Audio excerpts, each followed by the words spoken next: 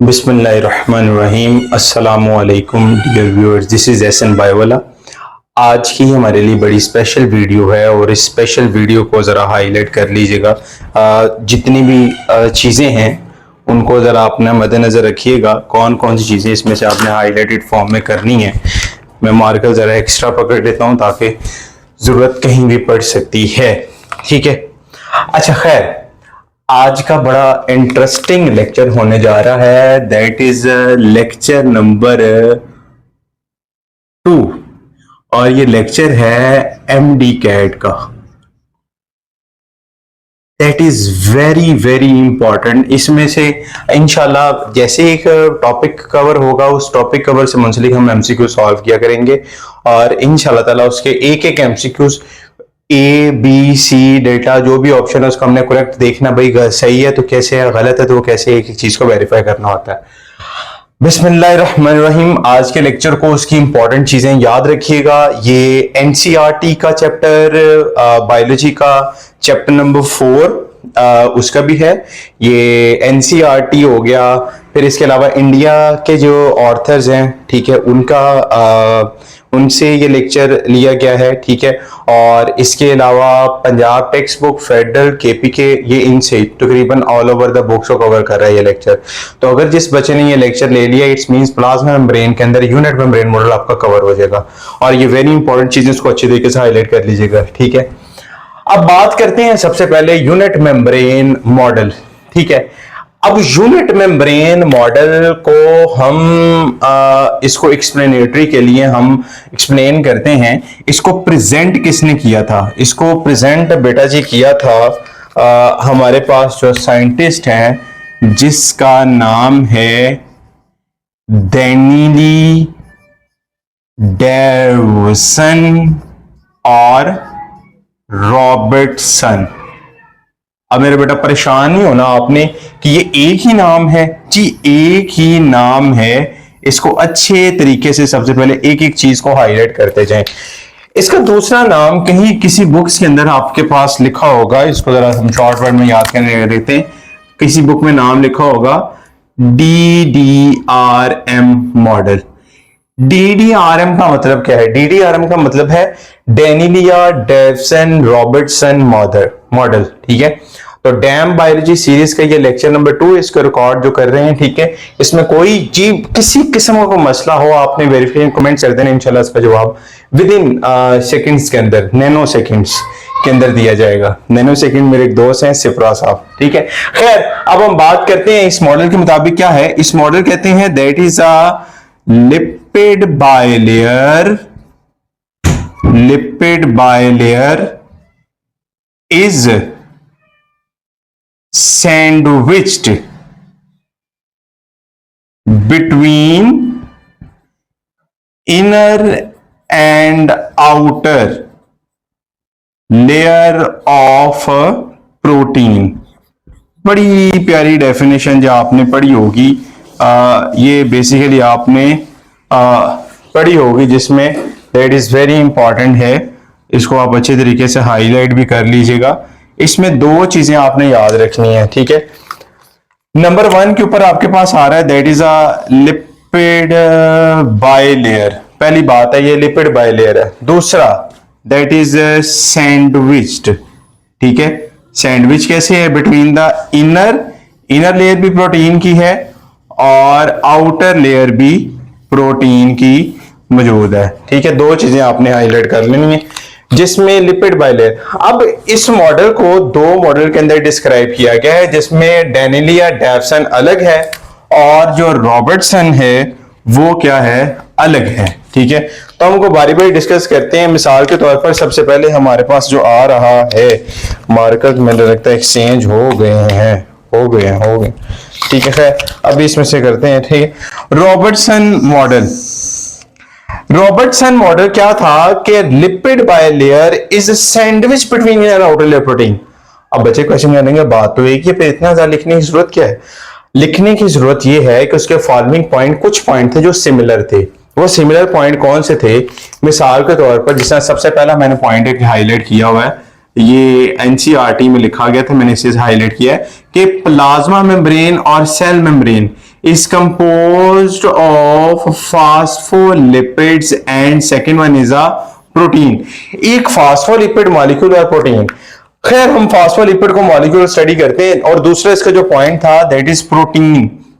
जो यहां पर आपके पास प्रोटीन है वो प्रोटीन कौन सी है अकॉर्डिंग टू डेनेली या डेफसन, और according to phospholipid are amphipathic. Amphipathic का मतलब भी हमें पता होना चाहिए क्या है, और they are arranged in bilayer. उसकी दो लेयर हैं, वो दो लेयर कैसी हैं, क्या है, उनका सब स्ट्रक्चर देखते हैं। ठीक है, रॉबर्टसन कहता था कि इसके ऊपर भी प्रोटीन मौजूद है, लेकिन वो जो प्रोटीन मौजूद है वो है फाइब्रस, 3 का पेयर। अब बच्चे क्वेश्चन करेंगे कितने पेयर है, तो आपने कहना है कि अकॉर्डिंग टू रॉबर्टसन मॉडल के मुताबिक उस पर हमारे पास कितने तरह के हैं, 3। इसको दोबारा मैं बोल रहा हूं इसलिए हाईलाइट कर रहा हूं पेपर में, ये एमसीक्यूज। खैर इसमें से इतना डीपली अगर पूछा गया तो इस हद तक भी लाइक पीएमसी था, पीएमसी इस हद तक भी पहुंच जाता था। तो आपने याद रखना है कि यहां पर अगर हम फॉर एग्जांपल हम बात करते हैं कि यहां से हमने अगर फॉर एग्जांपल इसकी एक रेशो मालूम करनी है, तो रेशो कैसे मालूम करेंगे? रेशो मालूम करने का हमारे पास ये दो देखेंगे तो यहां पर कितने मॉलिक्यूल फास्फोलिपिड्स के हैं, तो यहां पर 4 मॉलिक्यूल ये हैं, 3, 6, 9 और 12 जो हैं वो प्रोटीन के मॉलिक्यूल हैं। अब ये प्रोटीन भी आपने याद रखनी है, फाइब्रस तो है लेकिन एमसीक्यूज पूछा जा सकता है, अल्फा है, बीटा है, चार्ली है, गैमा है, तो वो कौन सी है? डेल्टा सॉरी है। तो फाइब्रस प्रोटीन जो है this one is a beta fibrous. तो इसको जरा हाईलाइट कर लें आप जल्दी से, शाबाश। ठीक है, बीटा फाइब्रस, इस प्रोटीन का नाम आपने हाईलाइट कर लेना कि भाई बीटा फाइब्रस प्रोटीन यहां पे मौजूद है। दूसरी बात, इसकी जो थिकनेस है वो कितनी है, तो आपने याद रखना है 75 से लेकर 100 एंगस्ट्रम। एमसीक्यूज इसको भी हाईलाइट कर लें कि 75 से लेकर कितना है, दैट इज द 100 एंगस्ट्रम तक। ठीक है, ये भी बात याद है। अब दूसरी वेरी इंपॉर्टेंट, इसकी प्रॉपर्टीज जो बिहेव करती हैं उसकी वजह क्या है। अब इस एक फॉस्फोलिपिड मॉलिक्यूल का मैं आपको डिस्क्राइब करता हूं। ये बेटा जी एक आपके पास फास्फोलिपिड का मॉलिक्यूल है। कौन सा मॉलिक्यूल है? फास्फोलिपिड का। अब इसका एक पार्ट जो है this one is a head and this one is a tail. Head जो है मेरा बेटा इसको हम कहते हैं हाइड्रोफिलिक, टेल को कहते हैं हम हाइड्रोफोबिक। ये बाकी मैं किसी वक्त में जाकर आपको फास्फोलिपिड के स्ट्रक्चर में जाकर डीपली डिस्कस करूंगा कि क्या होता है, किस तरह होता है, कौन से मॉलिक्यूल होते हैं, इनके अंदर इंपॉर्टेंट ग्लिसरॉल है, फॉस्फेट, इसके अंदर saturation, unsaturated, double bond, single bond कहां पे होते हैं। वैसे अभी हम सिंपल डिस्कस करें head part hydrophilic, it's means this one is a water को अपनी तरफ अट्रैक्ट करने वाला है, वाटर को अट्रैक्ट करने वाला है। जबकि ये वाला जो है इसको हम कहते हैं वाटर हेटिंग, वाटर से दूर जाने वाला। वो मुझे गाना भी याद आ गया है कि जो मुझे छोड़कर जो तुम जाओगे बड़ा पछताओगे, सेम यही हाइड्रोफोबिक है। ठीक है, तो वाटर हेटिंग है, वो वाटर लविंग है, एक अट्रैक्ट करता है, एक हेट करता है। अब यहां पर अगर हम इंपॉर्टेंट चीज डिस्कस कर रहे हैं तो यहां पर आपने याद रखना है कि एक मॉलिक्यूल जो फैट वाला मॉलिक्यूल है, फैट वाला मॉलिक्यूल इधर से भी चले गया, हेड से भी है, टेल से भी, शो टू गो तो ये फैट मॉलिक्यूल चले गया। अब मजे की बात यह है कि वाटर मॉलिक्यूल जा सकेगा? बताएं जरा, शाबाश। आप में से कोई बता सकता है? नहीं, अभी नहीं बताएंगे, शायद चुप करके बैठे देख रहे हैं, सुन रहे हैं। अब वाटर मॉलिक्यूल जो है ये हेड पार्ट हाइड्रोफिलिक है, वाटर है, वाटर ने ऐसे अट्रैक्ट किया उसको, आजा आजा आजा, आ गया। बट ये जो टेल है ये क्या है? हाइड्रोफोबिक है। लेकिन अब वो वाटर तो उसको एंटर होने दे रहा है, लेकिन टेल कहती है भाई मैं गुजरने नहीं दूंगी, क्योंकि मैं तो फैट सॉल्युबल हूं, मैं तो वाटर सॉल्युबल नहीं हूं, तो वो तो नहीं गुजर सकेगी। तो अब वहां से गुजर जाएगा, वो गुजर नहीं सकता। इट्स मींस कि वाटर आपके पास क्या होता है, इजीली गुजर जाता है, जबकि जो फैट सॉल्युबल वाटर जो है वो गुजर नहीं सकता, फैट सॉल्युबल इजीली गुजर गया है। इसी वजह से हम ये मॉडल कहते हैं, ये नॉन एक्सेप्टेबल मॉडल भी था, इसको रेक्टिफाई कर दिया गया था। अब इसी के मॉडल को एक और बंदे ने प्रेजेंट किया, अब यही वो चीजें मैं उसको अगली तरफ ले जाता हूं, थोड़ा सा मोल्ड कर देता हूं। अब उसने क्या, plasma membrane is compose of phospholipid and protein, लेकिन इसके मुताबिक प्रोटीन, और सिर्फ एक पॉइंट में डिफरेंस है इनके, वो प्रोटीन था। प्रोटीन रॉबर्टसन के मुताबिक जो थी, दोबारा बताएं कौन सी थी, बीटा फाइब्रस। बीटा फाइब्रस, ये आपने बीटा फाइब्रस याद रखना है, ठीक है।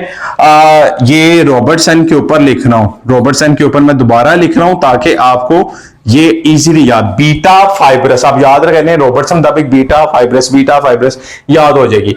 पॉइंट वही सिमिलर है, डैनियल डेविसन भी कुछ यही कहता था। डैनियल डेविसन कहता था plasma membrane is compose of phospholipid and protein. दूसरी बात, हाँ असल बात इसमें अब थोड़ी सी घुमाने वाली बात आ गई है। अब वो कुछ करेगा कि कहेगा कि भाई यहां पर प्रोटीन तो है, लेकिन अब जो प्रोटीन है वो कौन सी प्रोटीन है। अब बच्चे जरा व्हाइट बोर्ड से जरा चीटिंग करके बता देंगे, सर ग्लोब्यूलर है और अल्फा है, ठीक है। अल्फा और बीटा, हाइड्रोजन और हाइड्रोक्साइड का याद रखिएगा, दैट इज इंपॉर्टेंट। बच्चे कहते हैं सर बीटा भी तो है, तो बीटा भी हो सकती है, लेकिन बीटा को इतना हाईलाइट नहीं करना आपने। But the main difference is that is alpha globular, which protein is present according to Danieli-Davidson model, that is alpha globular। और दूसरी बात कि ये फास्फोलिपिड मॉलिक्यूल एम्फीपैथिक क्यों है। एम्फीपैथिक से मुराद है कि एक हाइड्रोफिलिक है और एक हाइड्रोफोबिक है। अपर पार्ट हाइड्रोफिलिक है, लोअर पार्ट हाइड्रोफोबिक है, इसी वजह से हम उसको कहते हैं this one is a phospholipid arranged in bilayer. तो ये बाइलेयर के अंदर भी मौजूद है फास्फोलिपिड, बाकी हमने डिटेल कर ली डिस्कस।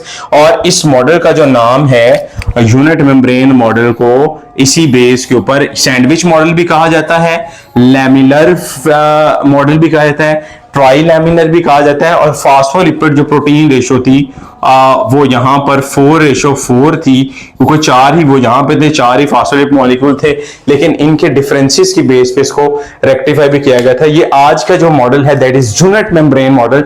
जो भी चीजें थी मैंने इंपॉर्टेंट डिस्कस कर दी। इंशाल्लाह मिलते हैं नेक्स्ट वीडियो में, और वो इससे भी ज्यादा इंटरेस्टिंग लेक्चर होगा।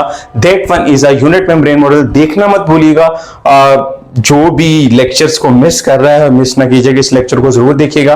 Dam biology series SN bio wala, doctor SN Majeed biology hub. Like share subscribe मैं नहीं कहूंगा, अगर आपको वीडियो पसंद आए तो जरूर करें, ना आए तब डिपेंड करता है, कर लें तो ठीक है। तो ये आज का लेक्चर मिलकर तो समझ आया होगा। इंशाल्लाह मिलते हैं नेक्स्ट वीडियो में, उतनी देर के लिए मुझे दें इजाजत। आपका मेजबान डॉक्टर एसएन मजीद, अल्लाह हाफिज।